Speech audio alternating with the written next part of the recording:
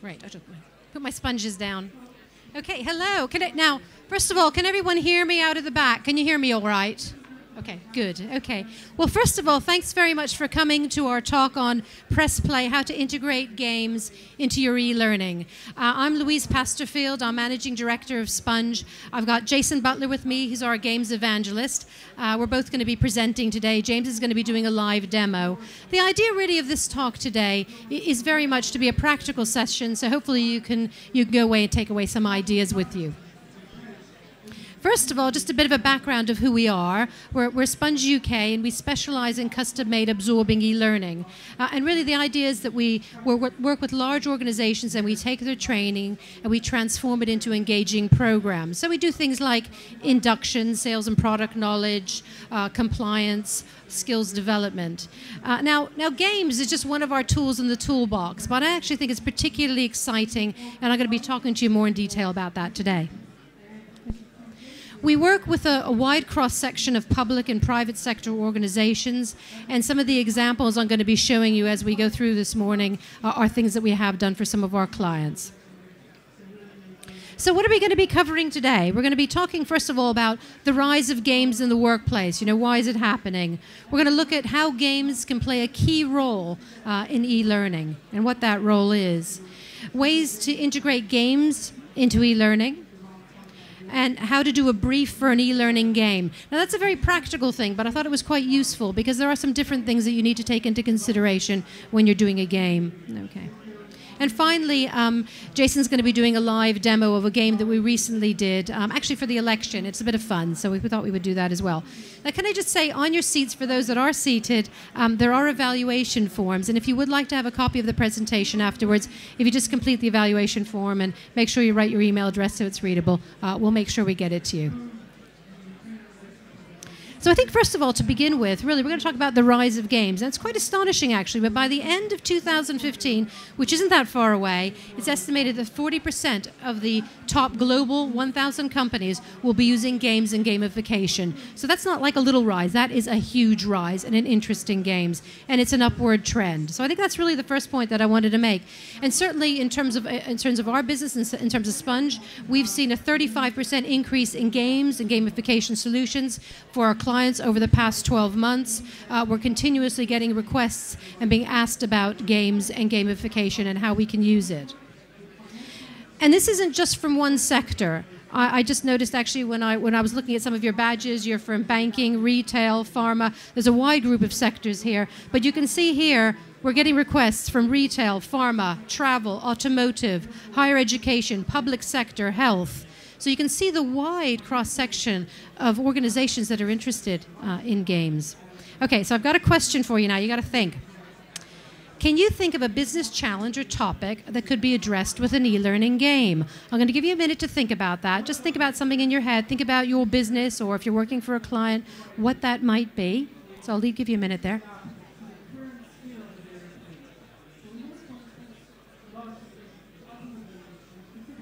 Okay, so hold that idea in your head. I'm now going to bring up where our clients are using games. So I'd like you to have a look at this list. They're not in any particular order, but this is where clients are coming to us and saying, we would like a game, and we would like a game in health and safety or IT security threats, management skills, social media and how we should be using it, sales training, business code of conduct, product knowledge. So were any of those things that you had thought of as well, just out of interest? Nod of heads?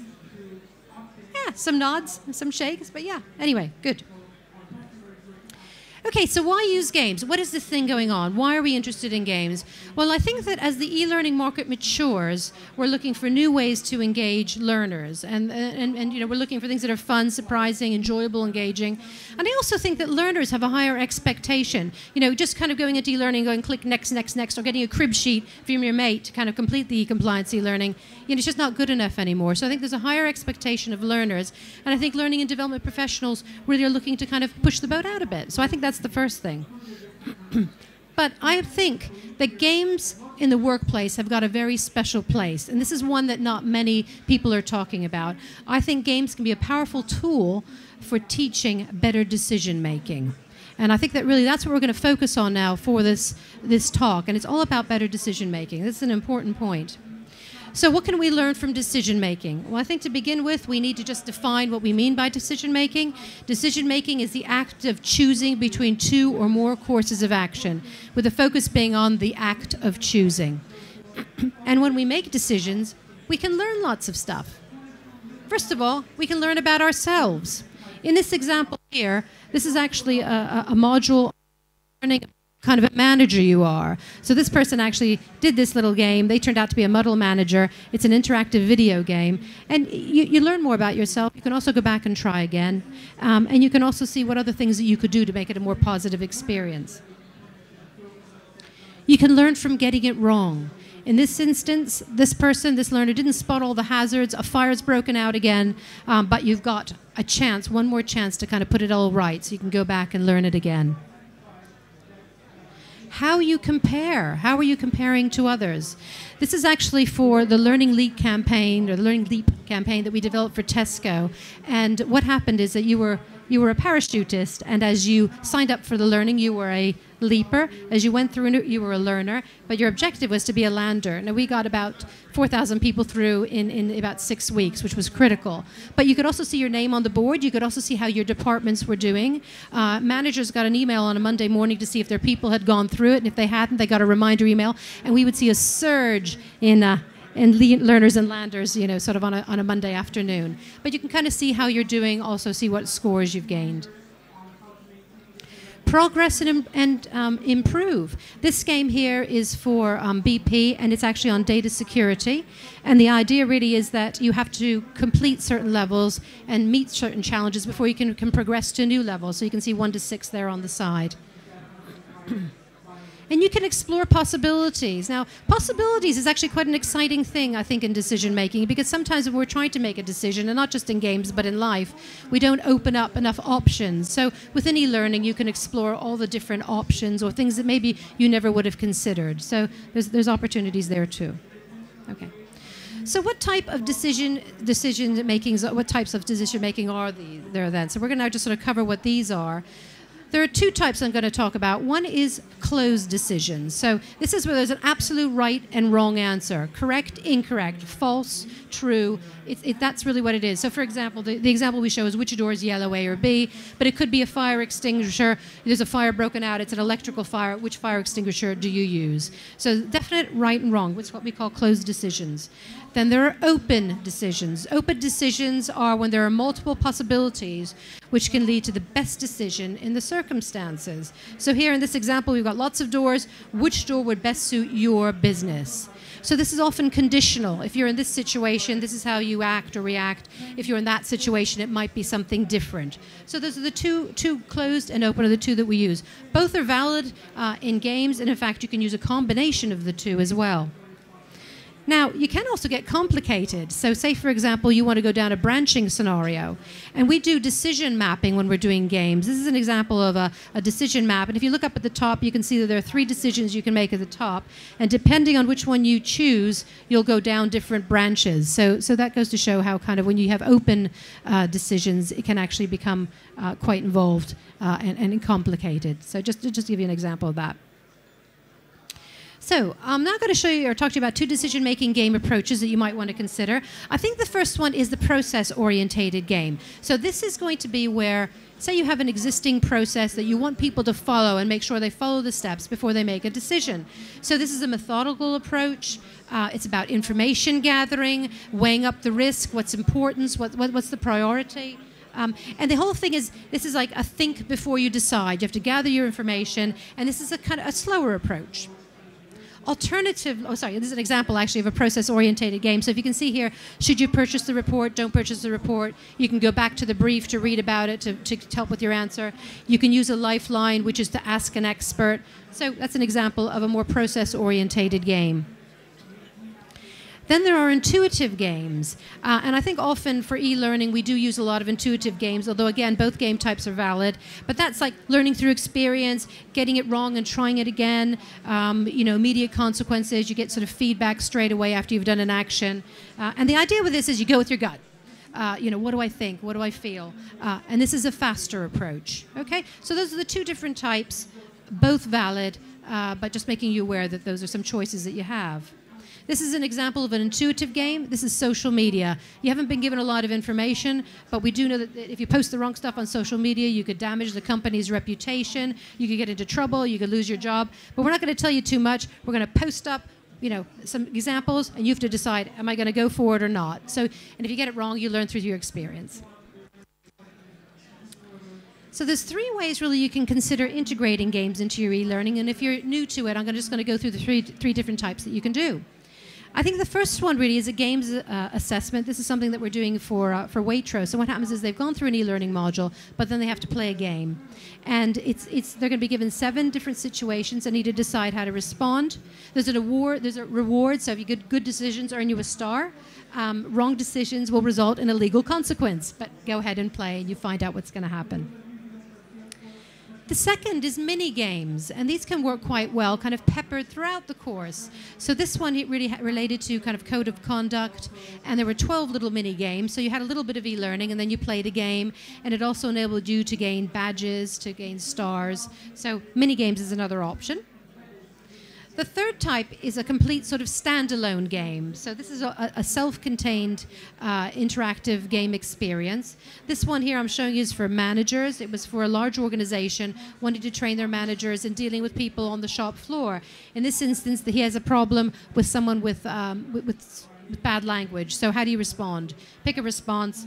Would you say, is it really necessary to use that kind of language, or that's a bit harsh? And you go through the experience, what happens when you answer those questions. Okay. I'm now going to pass you over to Jason, because this is now going to be the practical side of sort of seeing a module and seeing a game that's been built. And he's going to go through 8 tips and 8 questions you can ask if you need to prepare an e-learning brief if you're thinking of doing it yourself. So I'm going to give you to Jason. Hello. It's the first time I've used a Brittany mic, so hopefully you can hear me okay. I'm going to use this as well. We can give them some gadgets, and I'm a dever, so I love a gadget. So tips and a case study. So what we're going to do is go through 8 potential questions you should always ask if you're going to make a game, and whether it's going to tie in properly with your learners. And then we're going to show you a case study of a game that we built, released just before the election, which is basically aimed at first-time voters. So that was our specific audience, and these are the questions that we asked ourselves to make that game. So the first question you want to ask yourself is, what is the challenge? Now, in our instance, it was to learn about the whole idea of becoming the first-time voter. So what sort of challenges and obstacles they're going to have to get past. So, for example, if you're 18 to 23, punctuality could be a problem, so making sure they get there on time. Obstacles including things like making sure you fill out your ballot paper correctly, making sure you don't break the rules when you're at a polling station, and avoiding any other hazards that might be around the whole polling station experience. And then the next question you want to ask yourself is, what are you trying to change? Now, this could be behavioural, it could be about confidence. For example, in this one, this part of the game, there's certain rules of how you behave inside a polling station. So this was very intuitive, easy to understand interface. So you have to find out who's doing the right or wrong thing. And hopefully at the end of it, you've built up your confidence in how that should work. And then the next important thing, because obviously depending on your own industry, on your own target audience, is who is this aimed at. In this instance, it was these first-time voters aged between 18 and 23. So with that in mind, we tailored the environments, the characters. The chap who's our protagonist is a young dude wearing a cap, eating cereal in front of Game of Thrones, which pretty much ties in nicely to our 18-23 audience. So that's why we went for that approach. Obviously, if you've got a more sort of drier or older or more diverse audience, then you'll think about those questions in turn. And then throughout the game, what decisions do they have to make? Are they going to be closed or open? Now, there's no reason why they have to be just one or the other. As Louise mentioned, it can be a mixture of the two. So if a certain specific knowledge check tasks, you can have very closed questions, like, is this a right or wrong as far as ballots go? Come on. For example, whether you should bring your polling card or not. Some people didn't know whether you did need to or not. And what constitutes a sport ballot paper. So these are like, in this particular game, those are those questions that we had to ask. And then again, as we mentioned previously about you're going to go for a process-orientated approach or more intuitive. Now, as this was for people who had never voted before, that was the target audience, it was pointless hoping that they knew everything about it beforehand, because that sort of defeated the object.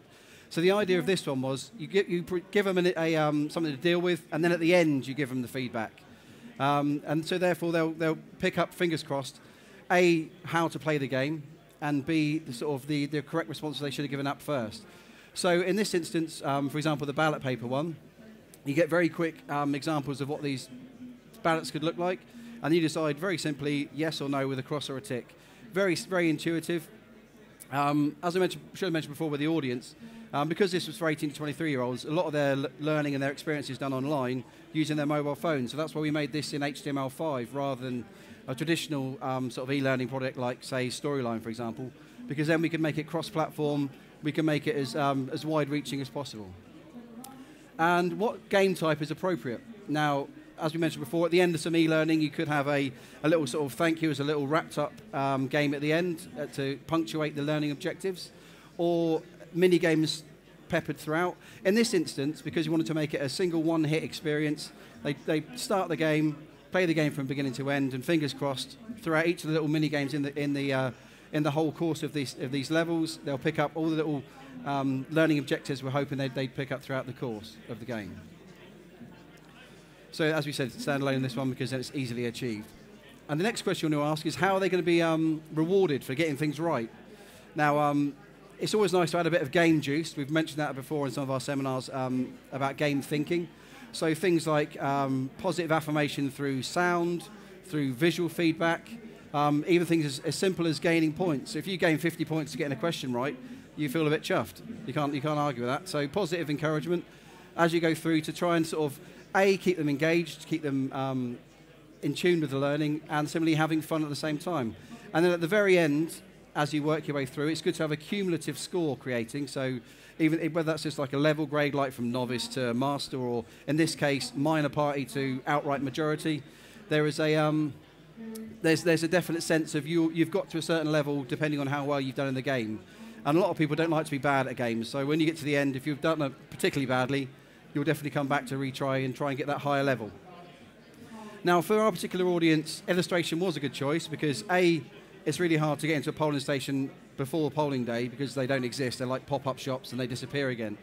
And also, if you want to get somebody dressed as a banana in a polling station, that's equally quite difficult. So it enabled us to basically create our own environment. We can create a fake world where there's no actual party politics involved. So in our scenario, there's vote banana and vote orange, and rather than vote Conservative or Tory or Labour, etc., because then it sort of makes it far less partisan. This, as I said, is suitable for our target audience of 18 to 23-year-olds. It sort of fit the demographic, and it was the easiest way that we could think of to recreate it. So now, I guess the proof of the pudding is in the eating. So I'll give you a little live demo, which is why I needed this mic, so I can talk and use my fingers at the same time. So this was our game, Firstpastthepost. Now, fingers crossed you can hear this. So, as we said, this is aimed for first-time voters. So here's our protagonist. We didn't actually give him a name, so feel free to name him yourself. Just about to watch TV and suddenly realises that the polling station is going to close in 5 minutes. But now he's come outside, so first thing we have to learn is that we need to get there before 10, otherwise you're never going to be able to vote. So that could be quite a dull fact, so we made it a bit more fun. So you have to get to the poll station, you've got a minute to do it, so your first obstacle is time. So this is great, we're going to run to our polling station. But then we find out that as we go along, if you meet somebody in the street, then they slow you down. And obviously, you want to get there ASAP. So this is a game after all. There's a load of people outside that pub. I'm not going to go and sit next to them. So we can bend the rules of reality a little bit. We can get outside of your normal boring e-learning and pick up some sweet roof bonus at the same time. Look at that racking up. So there's all our banana fanatics, a naysayer, and here's our polling station. So yeah, we made it in time, sweet, and I got some good points for that, so 5,490. So the main thing I wanted to learn from this one little level is A, that this game isn't going to be boring, and B, that you need to be there at 10 o'clock. But if you're there and you're in the queue, then you can still vote. So that was our main learning objective for this level. So the first thing to know is what time do I have to get there to actually make a vote. So now, as our protagonist is rushed there, oh dear, I've left my polling card at home. Now, do you dash home to get you it, or do you stay and chance it? So this is going to be a closed question because it's a very simple binary yes or no answer. So can I just ask, do you need your polling card? No, don't need your polling card, no. I got a sort of reluctant shrug there, so fingers crossed that means you need to stay. Well done. Got yourself 50 points there, madam, well done. So you didn't need to make the trip home, but just so now you know that's a nice bit of positive affirmation, and you only need your name and address to vote, so as long as you're registered, that's all good. So if you've never voted before, you're like, great, I'm in, I'm sorted. So now we're inside the polling station. But you don't know that perhaps there are some rules and regulations about what you should need to do when you're inside a polling station. So what we need to do, we're not going to tell them what the rules are. We're just going to hopefully, intuitively, they can guess what are right or wrong behaviours. So here we got a guy. What do you think? Is he looking good? Yeah, you know? You're not really into the game, are you? Come on, go. Yes? Yeah, that's all good. Okay. So this chap, he's turned up to vote. So fingers crossed, even though he's somewhat dishevelled, he's going to be okay. So we're going to say, yeah, he's good. Now we've got a chap here with his big rosette on there. He's very, no, nod from the back there. That's right. You're right. Let's have a check. That's right. No, you can't come in with party political festoonery. This lady's brought a little boy along. Are you allowed to bring children to a polling station? Yep. Okay, check that. Nice. And this lovely old lady's brought a dog along. How about dogs in a polling station? What do you think? No, you're saying no. Let's check it out. Ah, you can. You can bring a dog along. And 18 to 23-year-olds. Now, selfie was the word of the year last year. Now, this girl was going nuts on the old Instagram. Look at me doing my first vote. Unfortunately, you're not allowed to randomly photograph other people in polling stations. But so if I'd have said yes, I'd have got a bad one. This guy, he's fine. He's got very high trousers. Other than that, he's fine. This one, dressed as a banana, vote banana. It's quite overtly political. Unfortunately, that's not allowed. So she's out. So you have to get rid of that. This chap is damn cool, but he's also playing very loud music. Unfortunately, in a polling station, you're not allowed very loud music. Now, we had a dog before, and that was fine. How about this dog? Do you think this dog should go through? No, you're right. He's not allowed in there because the dog's looking pretty ill-behaved, so we get rid of the dog, and he's fine. He can go in. Now, the rest of the ones, look pretty good to me. So these are a closed decision, essentially, but you have to use your intuition as to what is right and what is wrong. Now, we made a few mistakes through there, so they will give us some feedback at the end. So it's action followed by feedback. So you have to be free from photography, loud music, party materials, ribbons, rosettes, etc. And in this case, vicious pets. So they could just be badly behaved, but, you know, why not? Vicious. So now we're in. We've got to the end of the queue. We got in there. Here's our ballot paper. We're going to vote. But we've never voted before, so we've never seen a ballot paper. So how do we actually correctly fill one out? So this will give us, again, the same premise. We're not going to tell you what's right or wrong. You have to guess what's right or wrong.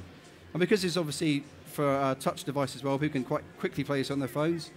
So that one's like A1, perfect. This one's been a bit destroyed. Unfortunately, if you deface or destroy a thing, that's no good. Next one. This guy's not quite made up his mind. So that's no good either. Now this one, she's quite keen. And she's not only put a smiley face on, but she's also signed it with her name and a couple of hugs and kisses. Is that good? No, you're right. You can't put your name on your ballot paper. This person was obviously, you know, rushing, and they put down their coffee on the ballot paper. How about that? Yeah, you think that's okay? Quite right. You can quite still clearly see who they were voting for. And in this instance, they've drawn a cat on it, but they've still voted quite clearly. So what do you think? Yeah, that's fine. You're right. Yeah, that's all good. Unfortunately, Batman isn't on the ballot paper, so that actually would be a bit of a dodgy one. And now a very final one. They've gone for a tick rather than a cross. What do you think? I'm getting a no from the back there. Let's try that out. Actually, that's fine. We checked it with returning officers. As long as you clearly mark who you're voting for, it's all good. So the intent must be clear. There must be no indication of who the voter might be, so you can't write your name at the bottom and like hugs and kisses. And it can't be damaged or defaced. But apparently a ring of coffee's fine. So that's our learning objective that we wanted to get across. So we've made it in a way that hopefully intuitively now they'll understand what they can and can't do. And now as a final little sort of round off to the game. There we go. Windows 8.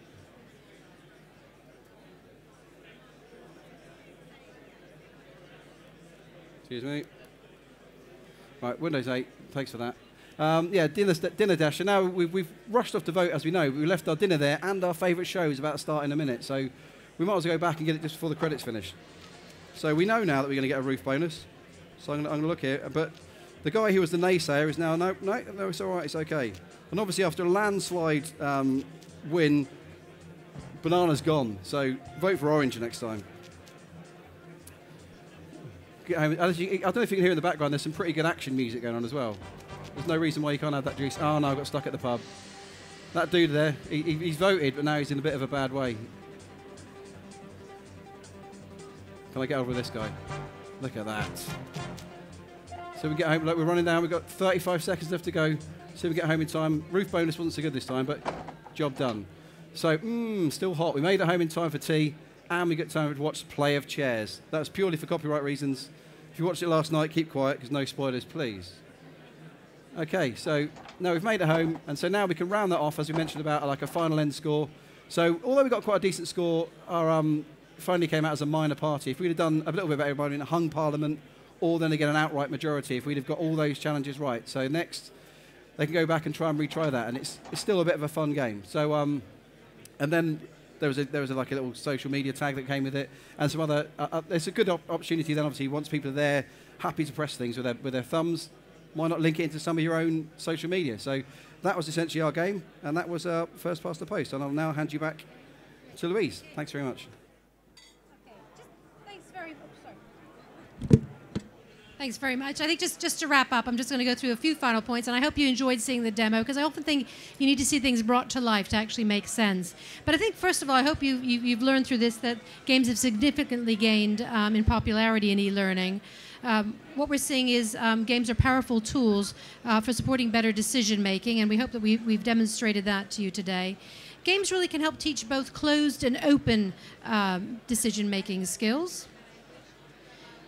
You might want to think about how what your approach is going to be, whether it's more process orientated or whether or not it's an intuitive game. So these are decisions that you can make when you're actually going through it. And I think also considering how you can integrate games. I hope we gave you some ideas with games assessments, mini games, standalone games. And finally, I just want you to stop and reflect again on this question, which I asked earlier on. I'm going to ask it again. Can you think of a business challenge or topic, now that you've seen this little seminar, that could be addressed with an e-learning game? I hope I've given you some ideas, or we've given you some food for thought. And also, have a go creating your e-learning game brief using our 8 key questions that we've presented. So if you want to play or you want to talk about any e-learning, we're Stand 8, which is right behind you. And if you have any questions about the game's brief, or you're writing your questions, you have questions, more than happy for our experts and for Jason to provide advice via email on absorb@Sponge UK. I hope you've enjoyed the presentation. If you would like a copy of it, if you can just do your evaluation form, and we'll get it to you soon. Thank you very much.